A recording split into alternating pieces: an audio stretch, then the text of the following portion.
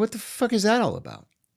Why would he, what would he have to say to Vladimir Putin that is so sensitive that the head of the, SVR couldn't be in the room? He had to say it directly to Putin. But like, it was something like, whoa, okay, you're going to get whacked if you go in there. Jeez. And so David obviously has a lot of strong opinions because Putin literally killed some of his friends. But after David was there the first time, I was reading one of his books, and I forget which one it was, but there was a little mention in there that just made the hairs on my arm go up.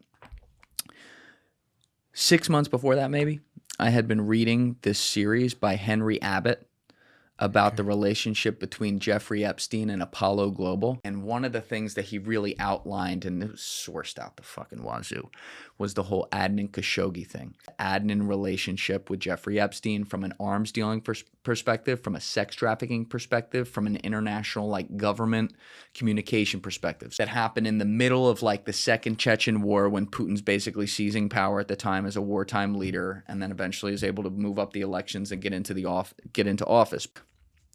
But a meeting was organized between the Russian government and the Dagestanis in either Monte Carlo or Nice. Seriously. At the home of Adnan Khashoggi, and he just had it in there. That is a stereotypical Adnan Khashoggi thing to do.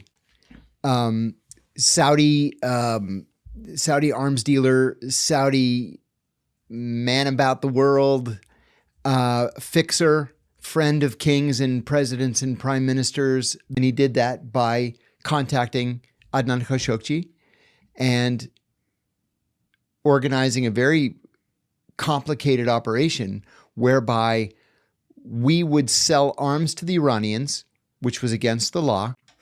He would take the money and then transfer it to accounts controlled by Oliver North and John Poindexter and Admiral Richard Secord, all from the National Security Council, and then use that money to buy arms on the gray market to send to the Contra rebels. And Adnan Khashoggi just took his money and smiled and got back on the yacht and steamed around the Mediterranean.